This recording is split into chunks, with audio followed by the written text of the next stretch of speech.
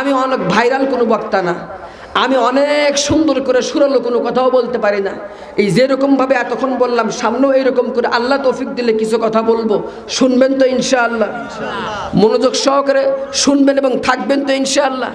ওয়াদা করেন আল্লাহ আমরা এই কথাগুলো শুনে আমলযোগ্য কথাগুলোর উপরে আমল করব। বলেন আল্লাহ আমরা আমল করব, বলেন আল্লাহুম্মা আমিন।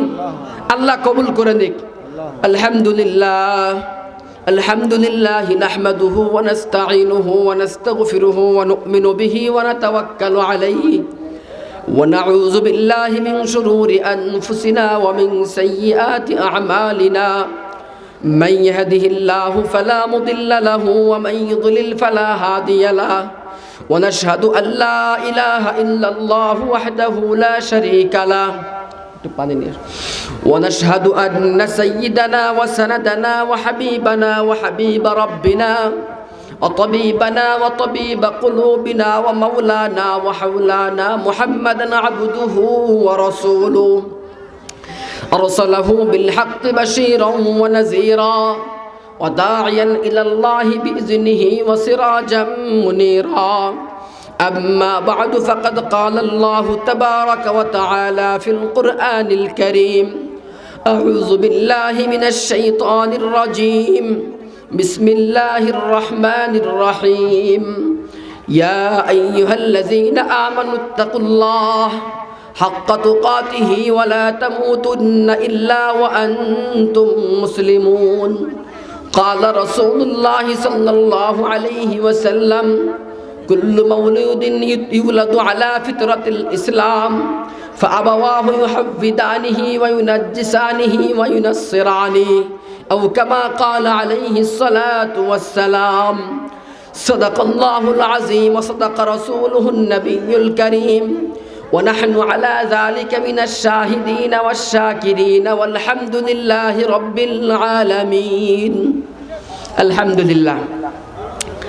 আল্লাহ তাবারাকা ওয়া তাআলা কিন্তু যেহেতু হিন্দুর পরিবারে শাক ঢোল তবলা আর পূজার রেওয়াজ আছে, এগুলো দেখে দেখে বড় হয়েছে, তাই সে মূর্তি পূজক হয়ে গেছে।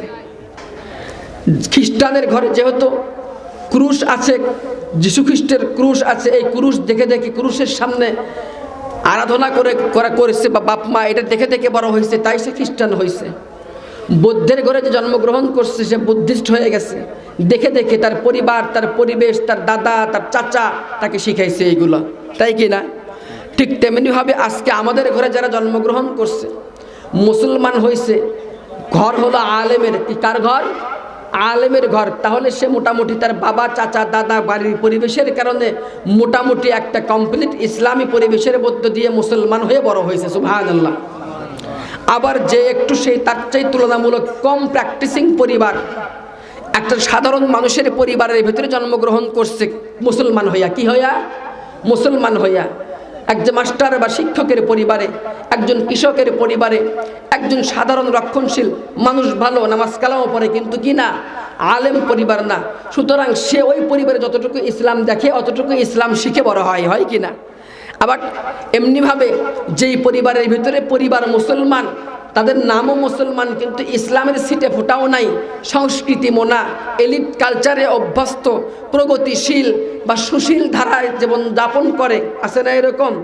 নাচ গান, বিভিন্ন অনুষ্ঠান আনুষ্ঠানিকতা ইত্যাদি নিয়েই থাকে, নামাজ কালামের ধারে না, ওয়াজ কালাম কোনদিন জীবনে শোনেও না, পশ্চিম দিক হয়ে কোনদিন আসারও পড়ে না, এরকম ফ্যামিলি আছে না?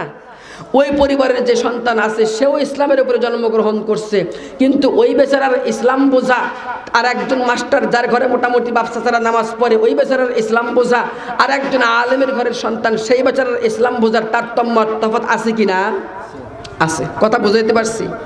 আছে। কিন্তু প্রত্যেকেই আলটিমেটলি ইসলামের উপর জন্মগ্রহণ করছে।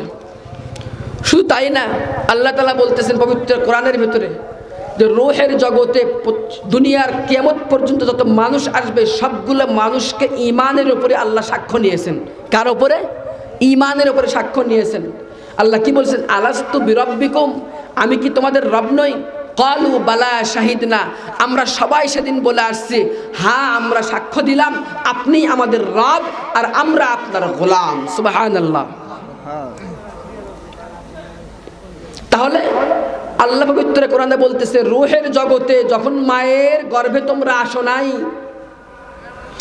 পিতার ঔরসেও তোমরা আসো নাই, তখন তোমাদের সাক্ষ্য নিয়ে নিছি তোমরা প্রত্যেকেই ঈমানদার। সুবহানাল্লাহ, প্রত্যেকেই কি ঈমানদার। রাসূল বলতেছেন প্রত্যেকেই যখন জন্মগ্রহণ করে ইসলামের ফিতরতের উপরে জন্মগ্রহণ করে, তারপরে তার পরিবেশ, তার চারপাশ, তার পরিবার তাকে বিভিন্ন দিকে ডাইভার্ট করে দেয়। কি করে দেয়? পরিবর্তন করে দেয়, মোড় ঘুরায় দেয়, চিন্তা ঘুরায় দেয়, পদ্ধতি, কর্মপদ্ধতি, সব কিছু, লক্ষ্য উদ্দেশ্য সব কিছু ঘুরায় দেয়। হয় কি না এরকম?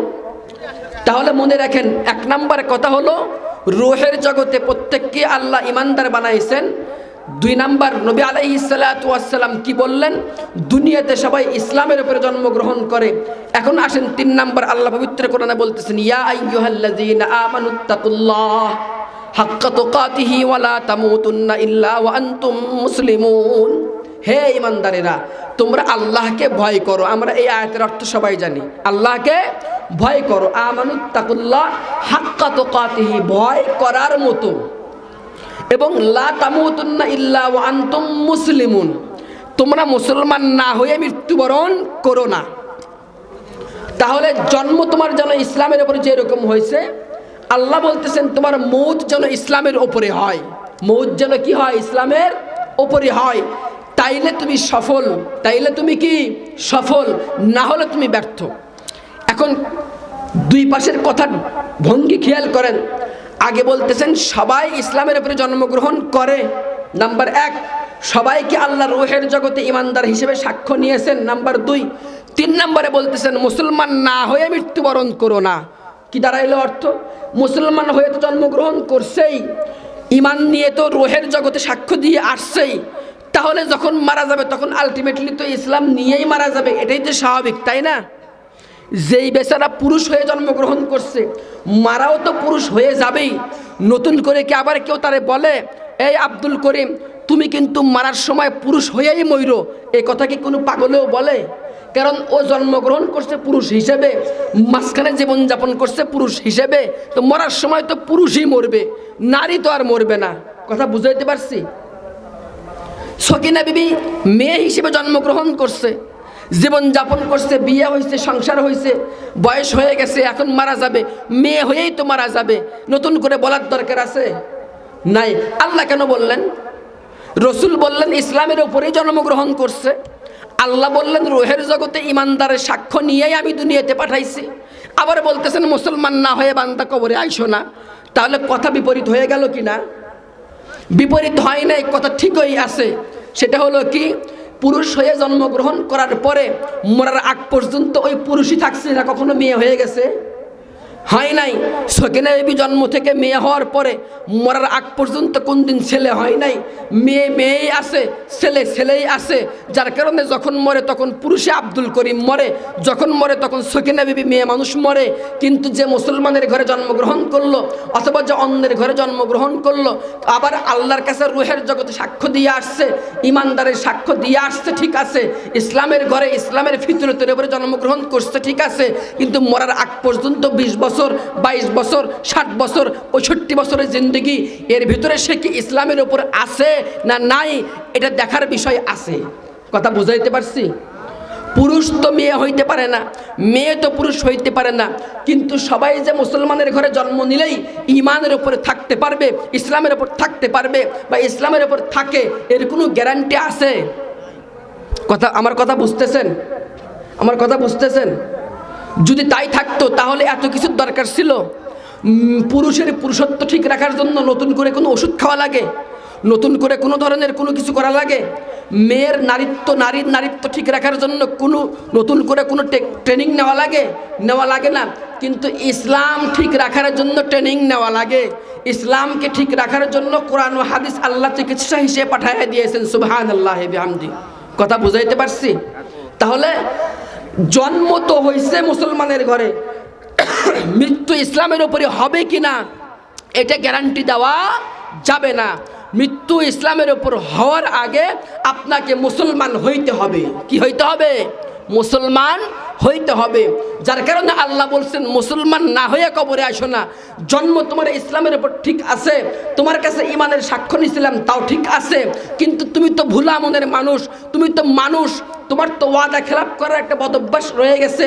ওয়াকানাল ইনসানু কাফুরা, মানুষ বড়ই অকৃতজ্ঞ জাত। আর অকৃতজ্ঞ হওয়ার কারণে তোমাকে বানাইলাম আমি মালিক, তোমার কাছ থেকে ইমানের সাক্ষ্য নিলাম আমি। রসুল বললেন তোমার জন্ম ইসলামের ফিতরতের ওপরে, কিন্তু তুমি দুনিয়াতে যাওয়ার পরে, দুনিয়ার নাজ ও নিয়ামত পাওয়ার পরে আমাকে ভুলে গেছো, রসুলের সুন্নাহকে ভুলে গেছো, কোরআনকে ভুলে গেছো, সুতরাং তোমার ইসলামও তোমার থেকে দূর হয়ে গেছে। আমাদের অবস্থাটা এইরকম কিনা? আমরা কি কেউ গ্যারান্টিতে বলতে পারবো হুজুর আমি একেবারে সাচ্চা খাঁটি মুসলমান? বলতে পারবো? পারবো না। যার কারণে আগে ইসলামের পরিচয় জানতে হবে। ইসলামের কি জানা লাগবে বাজান? ইসলামের পরিচয় জানা লাগবে। ইসলামের পরিচয় কামা হাক্কুহু পরিপূর্ণরূপে না জানলে পূর্ণ মুসলমান হওয়ার সুযোগ নাই। আমরা ইসলাম বলতে কি বুঝি? নামাজকে বুঝি। ইসলাম বলতে কি বুঝি? রোজাকে বুঝি। ইসলাম বলতে পজিটিভ কিছু কাজকে বলি না। ইসলাম আল্লাহ শিখাচ্ছে সূরা ফাতিহার ভিতরে। কার ভিতরে শিখাচ্ছে? সূরা ফাতিহার ভিতরে শিখাইতেছে। সূরা ফাতিহা পবিত্র কোরআনের প্রথম সূরা, তাই না? প্রথম সূরা না? আল্লাহ এখান থেকে প্রথম সূরা ফাতিহার আয়াতগুলোর মধ্যে আল্লাহ ঈমানের কথা স্মরণ করায় দিচ্ছে। কিসের কথা? ঈমানের কথা স্মরণ করায় দিচ্ছে। যে ঈমানের উপরে সাক্ষ্য রূহের জগতে আল্লাহ নিয়েছেন। আল্লাহ এই জায়গাতে সূরা ফাতিহার মাধ্যমে মানুষকে ইসলামের পরিচয় শিখাচ্ছে।